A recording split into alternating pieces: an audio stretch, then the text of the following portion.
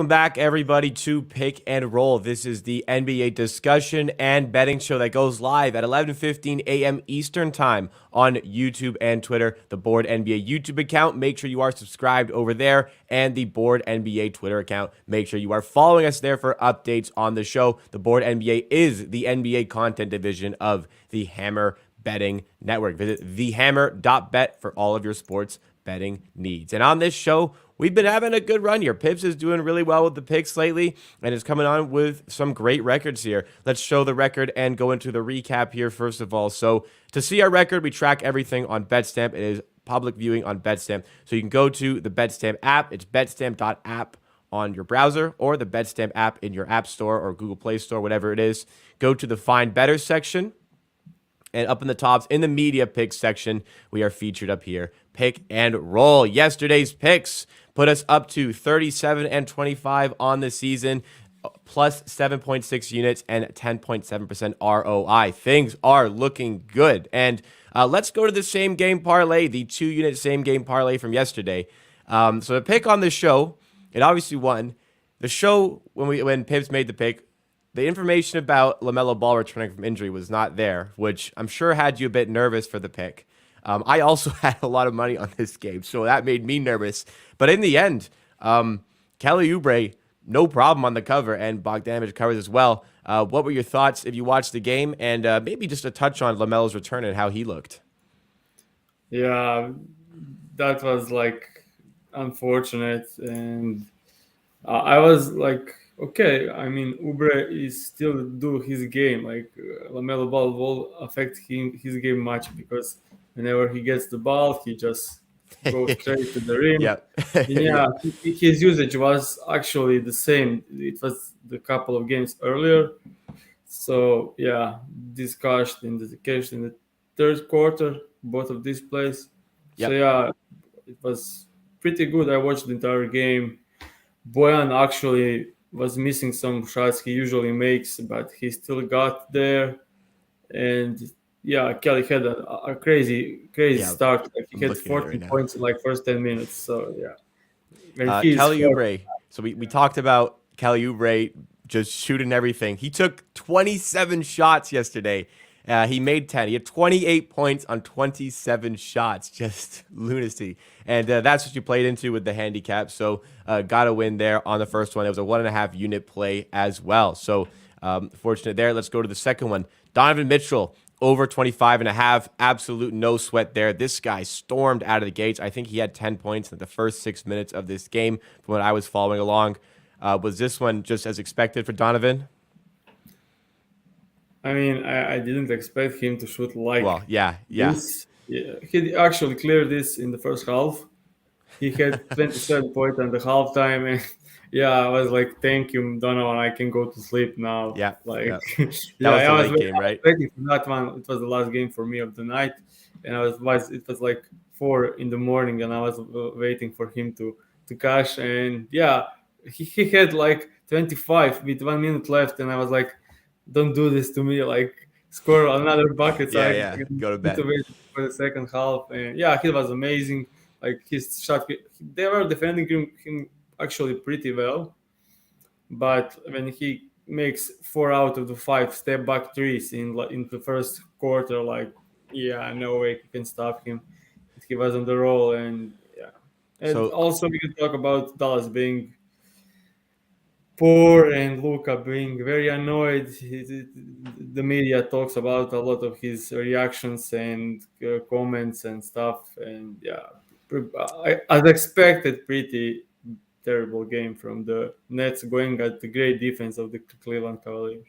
Yeah, Dallas, there's some turmoil there. We've spoken about them a bunch so far this season. As far as I was going to say, hey, if Donovan's on 25, surely you can go to bed and he expect him to get 1 point second half. But I don't stay up as long as you, but there's certainly been some games, maybe moneyline bets. My team's up by 20. I'm like, all right, let me go to bed. And I wake up just absolutely stunned looking at my phone after a team loses. You know what? The World Cup did that because there were games at 5 a.m. my time. So I'd wake up at 7 after the game is done and just have no idea how on earth an event like that transpired. But that's sports betting for you, right? Yeah. So let's move into the next segment over here. We're going to go into our discussion. And Pips really wanted to talk about the Memphis Grizzlies today. We spoke about a lot of teams in the NBA, maybe not give enough justice to the Memphis Grizzlies, who are just casually winning 6 games in a row. I think you said they've won 8 of their last 9. They're up to first in terms of record in the Western Conference. They're 18-9, equal with the New Orleans Pelicans. And they were surprised last season, and I just think there were so many good teams in the West. You wondered if they could follow it up. So far, this far into the season, it's looking really good. What have been your thoughts on the Grizzlies in this recent stretch? Yeah, the amazing thing for this team is like we saw the last season when John Morant like missed 20 games and they won like 18 out of 20 without John Morant. And now they have like Jaren Jackson Jr., Desmond Bain, John Morant as like 3 potential superstars core Mm-hmm. on the team. And they haven't played a single game together this entire season, and they are 18-9. I think when they are healthy and together, I think they are a team to beat. Especially if you take a look at like we have the 3 guys and the following guys. Like you have Dylan Brooks, who is as Dylan Brooks is like a bit a crazy player on the offense, but he's amazing defensive guy and he can Yep. just lock down any wing or guard in this league. And then you add Steven Adams, one of the best rebounder in the game, and then you have like Brandon Clark off the bench, like amazing role player. They have like Tyus Jones, probably like one of the best or maybe the best I love uh, Tyus Jones. like uh, point guard of the bench, like Yeah. so secure on the ball, not never doing any turnovers, efficient, great creator, like. And then you cannot just Zaire Williams, who is just coming back from the injury, but Yep. I love him, like he has a huge upside. And you have guys like Santi Aldama, who stepped in when Jaren Jackson was injured. You have John Conchar, and like you have like 12 amazing players on that team. Yep. And when the guys go down, some other guys just play their role, and they are so used to the guys being down, so everyone is like when they need them they can count on them. And yeah, they've been amazing. But as I said, John Morant, one of the best playmakers in the league and scorers, so overall Desmond Bain, one of the best shooters in the league. And with Jaren Jackson Jr., you have probably like defensive player of the year candidate. And Yep. if he was healthy from the entire season, he would be my first pick for this. Very interesting. So I think what's so good with the Grizzlies, you spoke about like the next man up attitude.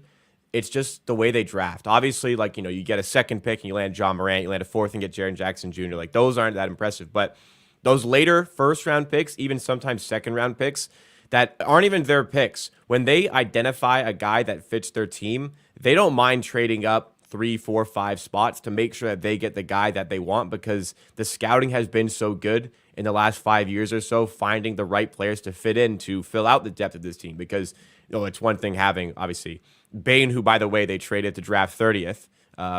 And they also get Jaren Jackson Jr. fourth, John Morant second, as I said. But adding in all the other depth around those guys is just as important to consistently churning out wins the way they did last season, even with John Morant missing like 20 games. And there's been so many injuries this season. So definitely very impressive what the Memphis Grizzlies are doing right now. With that, we're going to move into our Thrive Fantasy segment here, and we want to tell you guys more about Thrive Fantasy because we want to get you guys involved with their player prop contest. Come prop up with Thrive Fantasy, the daily fantasy sports and esport app for player props. When you sign into Thrive Fantasy, you're taken to their contest lobby where you can find the $20 NBA Thursday. It eliminates all of the extra research, finds you the most significant players with the biggest impact on the game. It provides you a player prop. Your job is to choose the over or the under on 10 out of the 20 players available. Rack up points because points are assigned based on how likely that player prop is to occur. And with those points, you get yourself on the leaderboard. Today, first place wins $750, but tons of prizes available in this contest, and over $200,000 in guaranteed prizes weekly are available on the site Thrive Fantasy. Make sure you sign up with code HAMMER for an instant 100% deposit match up to $250. As always, we're going to take a little bit extra on this segment here to talk about Pips' favorite looks for this slate. What do you have for us? So my picks were gonna be from the same game. It's Miami against the Houston. Mm-hmm. Two shooting guards. I'll go with Tyler Hero over 27.5 points and rebounds. I think guards against the Houston Rockets will always do above the season average, and I expect Hero to do the same. Yep. We have Adebayo is I think doubtful and won't play. Jimmy Butler is questionable, and with so many guys, I think this is a great spot for Tyler Hero, and especially if Jimmy Butler goes against Jabari Smith. Yeah, I just love Tyler Hero spot here. And the Mm-hmm. second one is Jalen Green over 29.5 points, rebounds, and assists.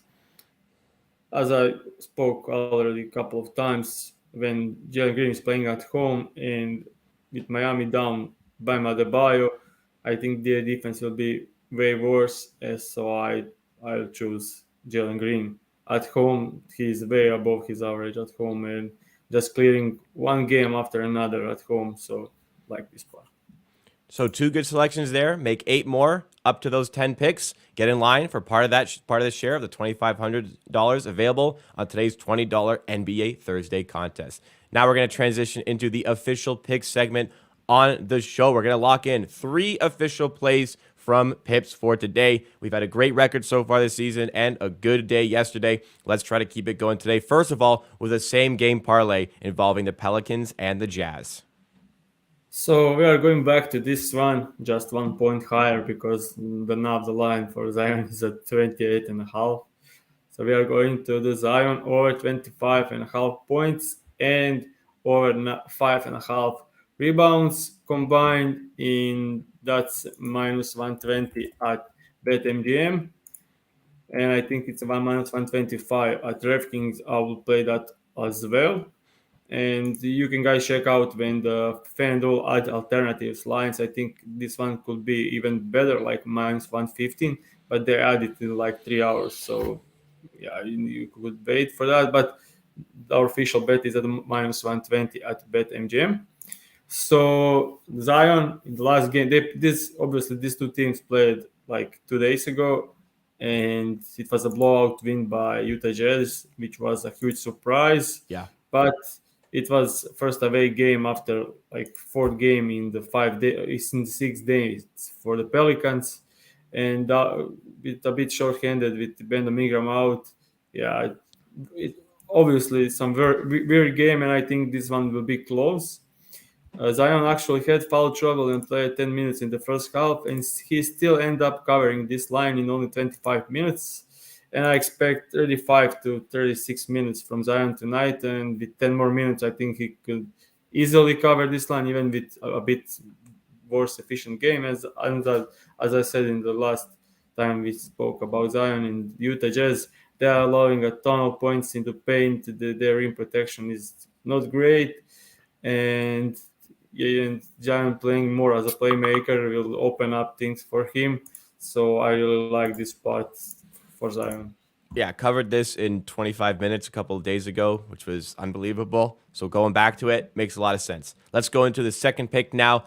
2 more straight plays on the board. This is a player in the Heat Rockets game I was not expecting you to have some money on, but you're going for a Jabari Smith over. Let's see it. So my pick here is Jabari Smith over 11.5 points, which is minus 115 at FanDuel. And this is a 12.5 at DraftKings and BetMGM, and I think this line should be at 13. So I really like this FanDuel line at 11.5 points. So we are just gonna smash it against the team. Jabari Smith, like over the last couple of games, I think like over the. Can you just show the graph and I will just. Yes. Yeah. So this graph shows Jabari Smith over the last 10 games over against this line, and he's just clearing it like that's 9 out of the 10 overs. and the only under came against the. I mean, that's the filtered with 22 plus points, but he played 30 plus minutes in the last 5 games, and I think now that his shooting is back, it's cemented his minutes in this team, and like he is the second or third best player on this team. And the under came against the Bucks in a game. He was like completely mentally focused on stopping Giannis, and he scored 6 points while shooting 1 from 9 from the field. I think 0 from 6 for three. So if he only made like two threes, he will just cover this line in that game too. But if you And the take a look, Rockets, they won that game too, so yeah, he did a good job. yeah, he did amazing on Giannis. So I just think when you look at these numbers, like Jabari Smith had a huge shooting slump. Uh, he started pretty good in first 3 games, and then he had like 10 games when he couldn't buy a bucket. But then I think over the last 10 games, he's shooting 40% from the three, and Miami defense is like they are just over helping on the nail, and they are allowing the I think third most threes to the shooting guard, power forward, and small forward combined. So yeah, they are good, doing a great defense on the bigs, on the centers, and on the point guards, but they overlap on drives and help too much and leave corners wide open and leave threes wide open. And Jabari Smith, if he continues shooting like this, I think he's in great spot to cover, and I think Miami will focus on stopping Jalen Green and Kevin Porter Jr. And they, with other buyout, they could actually double Sengun in his post up because he's amazing there, Yeah. and that will open up a ton of shooting chances for Jabari. And yeah, I also think he needs to get big minutes to defend Jimmy Butler. So I really like this spot, and yeah, Jabari Smith is the guy tonight. Question from the comments. So if this does move to 12 and a half, it could be there now on a different book or later in the day. Do you think this is still playable at 12 and a half, or are you stuck on 11 and a half?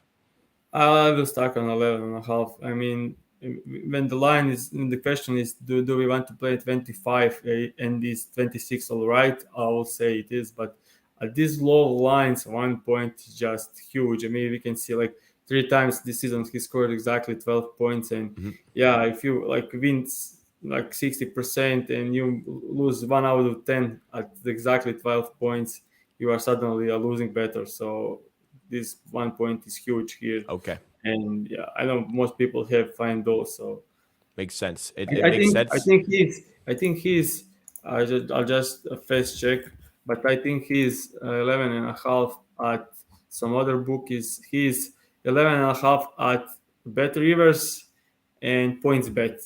So yeah, and FanDuel. So we have 3 bookies with him at Okay. 11 and a half. So plenty of good options there. Typically, the lower the number, the lower the variance. So it's worth a lot more to move on the point, whether rather than like a player at 27 going to 28, a lot more variance available there. So that makes sense to me. Let's move into the third pick now, and we're going to a player we spoke about earlier in the day, Jaren Jackson Jr.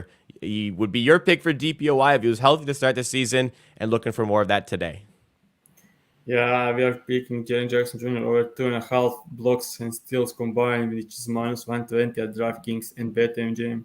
Like, if you take a look at his numbers, that's just mind blowing. Like, his blocks and steals, and especially over the last couple of games. I mean, if you can show the graph, like, the last 3 games is like what's this like 7, 6, and 8. Like last 3 games he had 7, 6, and 8 steals and blocks combined. That's like I don't know who to compare with, but it's some amazing stuff. And this graph shows like the last 30 games he cleared this in 21, but 70% clearance rate. So implied odds should be like minus 20, 230 or something. And he's going against Giannis tonight, and Giannis will just attack the rim, so that will provide plenty of block opportunities. And we have Jabari Smith. I think he had 4 steals and rebounds combined. And Giannis defenders most of the time gets some blocks or steals. And the way Jaren Jackson is just playing at the moment and clearing this, I think he has 5 steals and rebounds combined average on this season, and this is a great spot for him. I'm just praying he doesn't get into the foul trouble, which was Yes. the case for him last season. But he's doing way better this season. I think he was in the foul trouble only in one game so far. So in the last 3 games he had, I think, 2 fouls in all, in 2 or 3 fouls in like all of the last 4 to 5 games. So he is getting better on that part. And I mean, if he gets 30 minutes, I think this is easy for him. Yeah, I'm going to go a bit further on what you're saying with the steals blocks combined. Let me actually highlight how he's getting the steals plus blocks. So last game, he had 8 blocks. 8 blocks. This is a single game. The game before that, he had 4 blocks and 2 steals. 4 blocks. And the game before that, he had 5 blocks and 2 steals. So he's been on a rampage on the defensive end. So love that look over there. Let's recap the 3 plays for you guys for today. First play is a same game parlay, both involving Zion Williamson. Over 25.5 on the points and over 5.5 on his rebounds. That is minus 120 at BetMGM. And also, we got a chatter saying that it's also minus 120 currently on DraftKings. If you can check it out there as well, if you prefer. Second play is Jabari Smith over 11.5 points. That is minus 115 at FanDuel in the Rockets as they host the Miami Heat. And the final play is, as we mentioned, Jaren Jackson Jr. over 2.5 blocks plus steals against the Bucks. That is minus 120 at DraftKings and at BetMGM. Thank you so much for the big support. We appreciate all the viewers like Matt catching the show rarely live here, but we appreciate, people going out of their way to watch this show live. You're watching live. You're always able to get the best numbers before they move off of that. So we appreciate that. We also appreciate the people who watch any time of day. Thank you so much for supporting the content, supporting what we do here on the Pick and Roll Show. Remember, you can catch this show every weekday at 11:15 a.m. Eastern Time on the Board NBA YouTube account and the Board NBA Twitter account at the Board NBA, and on YouTube, just search the Board NBA. Very simple, and it will pop up over there. Subscribe on YouTube, follow on Twitter, and you can check out Pips on Twitter. He likes to provide a little bit of extra plays during the day. Follow at PipsNBA over there for more. And let's hope to get some winners tonight, and we will see you tomorrow for more discussion and betting talk.